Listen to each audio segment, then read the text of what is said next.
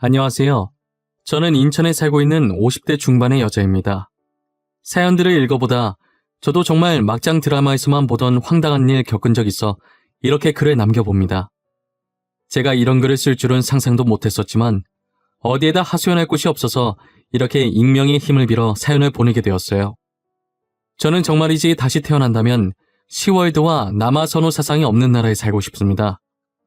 저희 시댁은 시월드 중에서도 역대급 시월드인 것 같아요. 시어머니께서는 아들이 아니면 아예 사람 취급을 하지 않으셨어요. 본인도 여성이면서 왜 이렇게 딸을 싫어하셨는지 모르겠습니다. 저와 동서는 비슷한 시기에 임신을 하게 되었어요. 저희가 임신하기 전까진 그렇게 시월드가 심하진 않았었거든요. 그래서 어머님이 남아선호 사상이 심한 분인 줄 몰랐어요. 하지만 임신을 한 기점으로부터 시어머니께서 본격적으로 시동을 거시더라고요. 한 번은 시어머니께서 꿈을 꿨는데 호랑이가 나왔다고 하시더라고요. 보통 호랑이 꿈은 태몽인데 그 중에서 아들 태몽이라고 하더라고요. 그러면서 저희 중에 소식 없냐고 물어봤었는데 동서가 최근 들어서 속이 자주 안 좋았대요. 시어머니께서는 임신일 수도 있으니 당장 가서 검사를 받아보라고 하셨어요. 그래서 동서가 병원에 갔는데 임신 5주차였다고 하더라고요. 시어머니는 동서가 아들을 가졌다면서 무척이나 좋아하셨어요. 그리고 이틀 후 시어머니께서 제게 전화를 거셨더라고요. 또 꿈을 꿨다고 하시면서 분명 태몽이라고 하시는 거예요. 첫째야, 혹시 무슨 소식 없니? 내가 꿈을 꿨는데 아무래도 태몽인 것 같구나. 둘째는 이미 임신했으니 이 꿈은 첫째 네 태몽인 것 같은데. 저요? 저는 속도 괜찮고 아무렇지도 않아요, 어머님. 혹시 어머님 주변에 임신하실 만한 사람 없으세요? 내가 꾼 태몽이 복숭아 태몽이라 딸아이 태몽 같거든. 나도 이게 다른 사람 태몽이었으면 좋겠는데 주변에 임신할 사람이라고는 첫째 너밖에 없어. 그래요? 아무 증상이 없긴 한데 일단 병원 가서 검사 받아볼게요. 제가 나중에 병원 갔다 와서 다시 연락드릴게요. 저는 시어머니의 전화를 받고 병원에 갔더니 정말 임신을 했더라고요. 그래서 바로 시어머니께 전화를 드렸었어요. 어머님, 저 첫째인데요. 정말 말씀처럼 임신이라고 하더라고요. 저도 동서랑 똑같이 이제 5주 차래요. 꿈이라는 게 참 신기해요. 정말 임신인 거야? 안 되는데. 그 꿈은 딸 낳는 꿈인데 왜 임신인 거야? 검사 다시 해봐라. 분명 잘못됐을 것이야. 왜 그러세요? 임신하면 좋은 거 아닌가요? 손자든 손녀든 다 어머님 핏줄인데 딸이면 어떻고 아들이면 어때요? 첫째 너 지금 무슨 말을 하는 거냐? 당연히 아들을 낳아야지. 딸 낳아서 뭐해? 딸은 아무짝에도 쓸모가 없어. 됐다. 그만 끊어마. 저는 임신을 했다고 하자 시어머니께서 목소리가 변하는 걸 느끼고 불안했어요. 그리고 설마 하던 일이 저에게 일어나고 말았어요. 제사를 하든 명절이 오든 아들 가진 동서는 아무것도 손도 대지 말라고 하더니 필요한 모든 일은 딸을 가진 저에게 다 시키시더라고요. 임신하고 첫 명절이 다가왔을 때였어요. 전날부터 시어머니께서 저를 불러서 음식을 만들어야 한다고 당장 오라고 하더라고요. 저희는 이때까지 명절 당일 아침에 시댁으로 갔었단 말이에요. 그런데 이번에는 전날부터 오라고 난리시더라고요. 시어머니의 호출에 시댁에 갔더니 모든 음식을 정말 저보고 다 하라고 하시더라고요. 몸이 조금 약해서 임신 중에 무리하면 안 된다는 말을 들었던 저는 시어머니께 말씀드렸었죠. 어머님, 제가 몸이 약해서 병원에서 임신 중에 무리하면 안 된다고 하더라고요. 그래서 이 많은 음식을 저 혼자서 하긴 무리가 있을 것 같아요. 뭐라고? 너 지금 뭐라 그랬어? 그럼 이 음식들 다 나보고 하라는 말이냐? 임신한 게 뭐가 대수라고. 나도 임신했을 때 이런 거 다 하고 그랬어. 아니 어머님, 저희 원래 당일 아침 일찍 와서 다 같이 음식 만들었잖아요. 근데 이번엔 왜 저 혼자 하라고 하시는 거예요? 동서도 있잖아요. 딸 가진 주제에 왜 이렇게 말이 많아? 시애미가 하라면 군말 않고 하는 거지. 그리고 네 동서는 귀한 아들 가졌는데 몸 조심해야지. 우리 손주 떨어지면 어떡하려고 일을 시키니? 어떤 말을 해도 시어머니와는 말이 통하지 않을 것 같아서 그냥 포기하고 음식을 만들기 시작했어요. 음식을 다 만들고 나니 무리하긴 했는지 아랫배가 살살 땡기더라고요. 다행이라고 해야 하는 건지 시댁이랑 저희 집이랑 가까워서 음식 만들어 놓고 곧바로 집에 와서 쉬었어요. 그러다 명절 당일이 되니까 전날 혼자 고생해서 그런지 몸이 말이 아니더라고요. 남편은 제 상태를 보더니 자기가 말 잘하겠다고 집에서 쉬고 있으라고 하더라고요. 이제 눈 좀 붙이려고 하는데 휴대폰에 전화가 얼마나 오던지 불이 날 지경이더라고요. 손가락 까딱하기도 힘들어서 계속 무시하려고 했는데 안 받으면 받을 때까지 할 기세더라고요. 그래서 누군지도 확인 못하고 받았는데 받자마자 시어머니의 찢어지는 목소리가 제 귀를 강타했어요. 너 지금 시애미가 만만해? 그 일 조금 했다고 아프다는 핑계 대고 안 와? 나랑 어디 한번 해보자는 거야? 당장 집으로 튀어와! 어머니, 말씀은 바로 하셔야죠.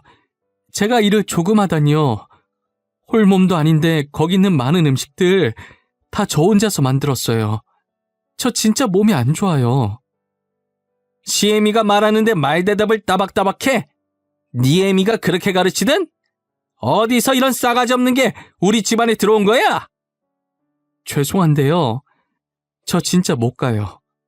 그리고 제 욕하는 건 상관없는데 저희 엄마 욕 하지 마세요. 어디 가서 욕먹을 짓 하신 적 없는 분이세요. 이게 진짜 미쳤나? 야, 당장 안 와? 내가 너네 집 다 엎어버리기 전에 당장 와! 저는 결국 어쩔 수 없이 안 쑤시는 곳이 없는 몸을 이끌고 시댁으로 향했어요. 제가 시댁에 들어서자마자 시어머니에게 뺨을 맞고 쓰러졌어요. 남편은 놀라서 이게 무슨 짓이냐고 시어머니한테 소리치고 난리였죠. 저는 얼얼한 뺨을 붙잡고 가만히 앞을 봤는데 동서가 거실에서 과일을 먹으면서 저를 쳐다보고 있더라고요. 그리고 저와 눈이 마주치자 시어머니를 말릴 생각도 하지 않고 조용히 제 눈을 피하더니 과일을 마저 먹더라고요. 어떻게 똑같이 임신을 했는데 이렇게 대우가 다른지 눈물이 나더라고요. 남편은 저를 일으켜 세우고 그대로 시댁에서 나왔어요. 몸도 안 좋다면서 여길 왜 왔어? 내가 잘 말해준다고 했잖아. 엄마도 당신 어제 고생 많았다는 말만 하고 아무 말 안 하던데 갑자기 왜 저렇게 화를 내시지? 고생 많았다고 했다고? 나 참. 어머니가 글쎄 나한테 전화해서 시어머니 만만하게 보냐고 우리 엄마 욕까지 하면서 당장 오라고 소리를 질렀어. 뭐? 엄마가 진짜 그랬단 말이야? 언제 통화하셨지? 내가 잠시 나갔을 때 전화하셨나? 내가 당신 아프다고 했을 땐 진짜 별 반응 없으셨어. 지금 내가 딸 가졌다고 저러시는 거야. 동서는 아들 낳았다고 업고 다니시려고 하고 어제도 나 혼자서 그 음식들 다 만들었어. 뭐? 그게 진짜야? 홀몸도 아닌 사람한테 엄마 진짜 왜 저래? 요즘 시대에 딸이면 어떻다고 저러냐고. 시어머니께서는 처음에 남편한테 안 그런 척하면서 뒤에서 저를 구박하려고 했었나 봐요. 근데 가족들 다 보는 앞에서 제 뺨을 때린 뒤로는 대놓고 구박하기 시작하더라고요. 명절이 지나고 한 달 뒤 시아버님 제사가 있었어요. 그때도 저만 먼저 불러서 음식을 하라고 시키시더라고요. 저는 이제 무념무상으로 음식을 만들고 있었어요. 한참 제가 음식을 만들고 있을 때 동서가 들어오더라고요. 동서가 문을 열고 들어오자마자 시어머니께서 버선발로 뛰쳐나가서 반기시는 거예요. 걸을 때도 조심조심 걸어야 한다면서 앉을 때도 천천히 앉으라고 유난히시더라고요.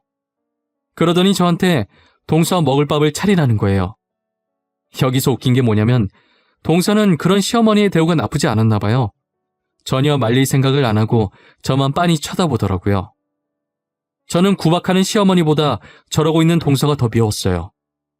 아직 저도 밥을 안 먹어서 배고파 죽겠는데 동서 밥을 차리려고 하니 짜증이 나는 거예요. 그래서 대충 차려줬더니 동서가 다 차린 밥상을 보더니 굳이 시어머니를 불러서 반찬이 이게 다냐고 물어보는 게 아니겠어요? 어머니, 설마 반찬이 이게 다는 아니죠? 저희 애가 갈비찜이 너무 먹고 싶은지 아까부터 계속 갈비찜이 생각나요. 어쩌죠? 아이고, 우리 손주가 갈비찜이 먹고 싶대? 그럼 먹어야지. 첫째야, 정육점에 가서 고기 좀 사와. 그걸로 갈비찜 한번 만들어봐라. 어? 내 말 들은 거야? 어머니, 저도 아직 제사 음식 만드느라 밥을 못 먹었는데 동서 밥까지 차리게 하시는 건 너무한 거 아니에요? 먹고 싶으면 직접 해서 먹으라고 하세요. 네 밥은 네가 알아서 먹었어야지. 당장 고기 안 썰어 나가. 명절 때처럼 뺨을 맞아야 정신을 차릴래? 저는 할 수 없이 고기를 사들고 와서 동서 먹일 갈비찜을 만들어줬어요. 그리고 나서 저도 밥 먹고 마저 음식을 만들려고 갈비찜을 퍼려고 했거든요. 그런데 시어머니께서 달려와서 딸 가진 게 뭐가 이쁘다고 고기를 먹냐면서 갈비찜을 통째로 동서 앞에 가져다 놓는 게 아니겠어요? 아직도 갈비찜만 보면 그때 생각이 나서 먹지를 못하고 눈물만 흘려요. 저는 그런 식으로 시집살이를 당했었어요. 동서는 시어머니를 이용해서 자기 손 안 더럽히고 저를 괴롭히고 시어머니께서 저를 괴롭히고 무시할 때마다 방관했고요. 그리고 아이가 태어났는데 저는 제왕절개를 했었고 동서는 자연분반을 했었어요. 시어머니께서 꾸신 꿈대로 저는 딸을 낳고 동서는 아들을 낳았더라고요. 저는 아이가 태어나는 순간까지도 딸 낳아놓고 자연분반도 못했다고 구박을 배로 받았어요. 그 뒤로 시어머니께서는 동서 아들만 손자라고 하고 저희 딸은 쳐다도 보지 않았어요. 당연히 시집살이도 온전히 딸 낳은 제 몫이었고요. 그렇게 저희 애가 10살이 되었을 때쯤이었을까요? 이상하게 제 딸을 보면 계속 동서의 얼굴이 겹쳐 보이기 시작하더라고요. 크면 클수록 정말 동서를 많이 닮아갔어요. 그리고 가족 모임 때마다 동서 아들을 보는데 저희 남편이랑 너무 닮은 거예요. 남편이랑 서방님이 그렇게 닮은 것도 아니었는데 말이에요. 저만 그렇게 느끼는 줄 알았는데 저희 남편도 그렇게 느끼고 있었더라고요. 그래서 저는 몰래 동서가 썼던 빗을 가져와 거기에 있던 머리카락을 가지고 저희 딸과 동서의 친자 확인 유전자 검사를 해봤어요. 결과 나오는 데까지는 이틀 정도 걸린다고 하더라고요. 저는 그 이틀 동안 얼마나 숨 막히고 손에 땀이 나던지 시간이 정말 안 갔었어요. 이틀 후 결과를 확인했는데 제 딸과 동서의 유전자가 일치하더라고요. 저는 너무 놀라서 소리도 못 지르고 결과지를 바닥에 떨어뜨리고 남편도 많이 놀랐는지 아무 말도 못하고 움직이지도 못한 채 정말 눈만 꿈뻑거리고 있었어요. 저는 할 말이 있다며 가족들을 죄다 불러 모았어요. 그리고 제가 조용히 유전자 검사 봉투를 바닥에 내려놓았어요. 동서는 봉투를 보자마자 굉장히 당황해 하더라고요. 네가 뭔데 우리한테 모여라 마라 명령하는 거야? 할 말? 무슨 할 말? 어디 드러나 보자.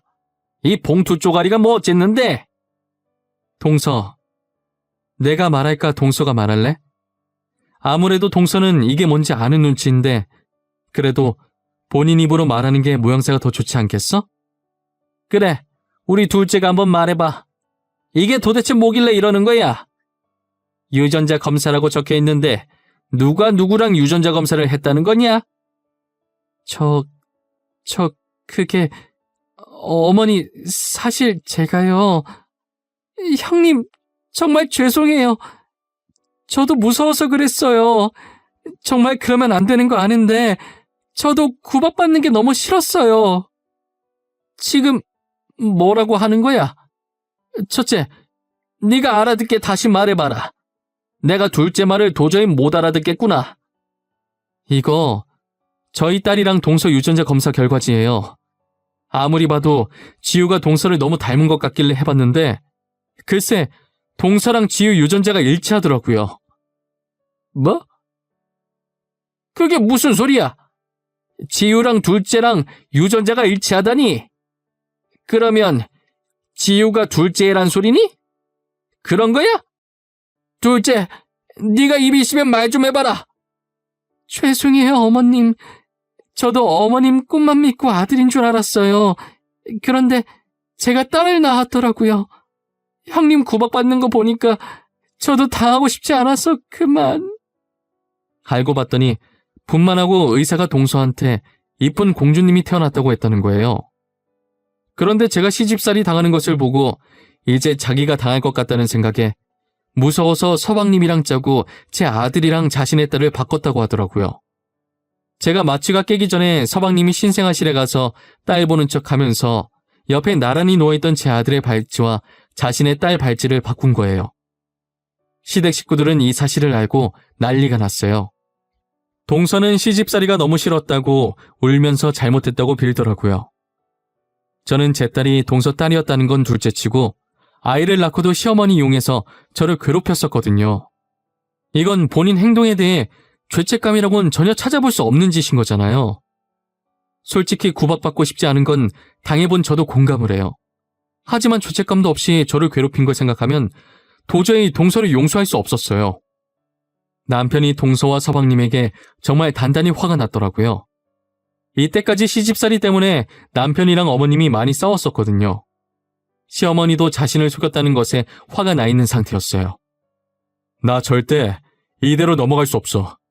나 너네 당장 고소할 거야. 고소해서 우리 집사람 정신적 피해보상 받아낼 거니까 준비하고 있어. 아주머님, 정말 죄송해요. 저도 너무 무서워서 그랬어요. 제발 한 번만 봐주세요. 네? 제가 오죽하면 그런 짓까지 했겠어요. 시집살이가 무서워서 지금 범죄를 저지른 거야? 그런 짓 할 때는 뒷일이 무섭지 않듯? 영원히 안 밝혀질 것 같았어? 형, 한 번만 봐줘, 어? 내가 이렇게 빌게. 평생 형이랑 형수님 받들면서 살게. 그러니까 고소만큼은 하지 말아주라. 사과는 나한테 해야 할 게 아니라 네 형수한테 해야 하는 거 아니니? 너네 때문에 안 받아도 될 온갖 구박을 다 받고 산 형수가 불쌍하지도 않아? 사과는 무슨 사과야? 니네 다 꼴보기 싫으니까 당장 내 집에서 나가! 그리고 첫째야, 내가 그동안 너무 미안했다. 어머님 사과는 필요 없어요. 저 다시는 시댁 안 올 생각이거든요. 그리고 동선애한테는 제가 정신적 피해 보상을 받아야겠어요. 남편과 저는 그 뒤로 동선애를 고소하고 혐의가 유죄로 인정되어 정신적 피해 보상을 받아낼 수 있었고 동서와 서방님은 징역을 살게 되었어요.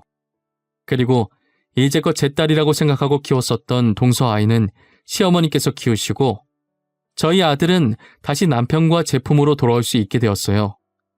10년 만에 모든 것이 제자리에 돌아왔습니다. 시어머니께서 동서 아이를 보면 계속 동서가 생각나서 미우셨는지 시댁에 놀러갈 때마다 아이를 쥐잡듯 잡고 계시더라고요.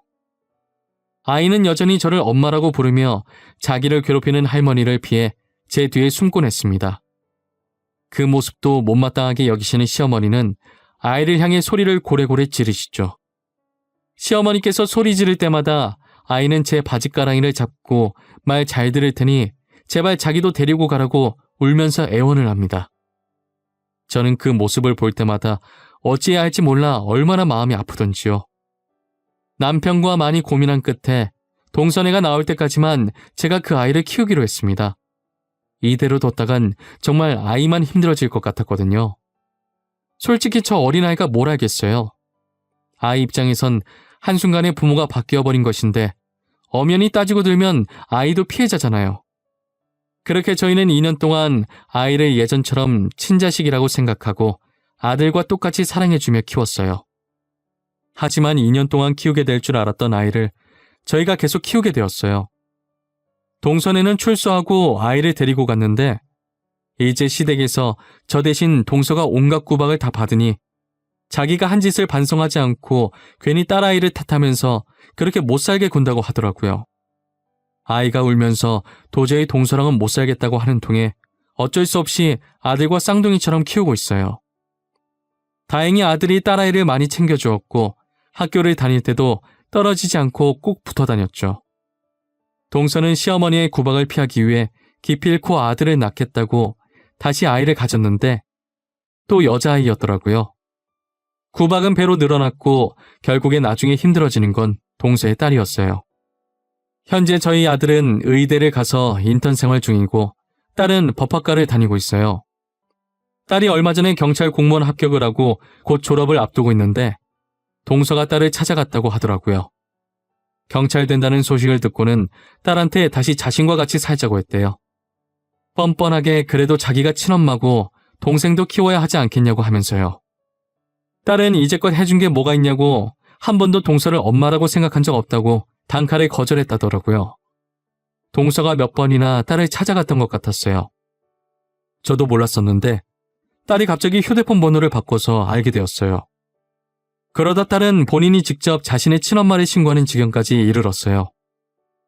자기가 잠시 동서랑 살았을 때가 생각나서 동서를 찾아갔다더라고요.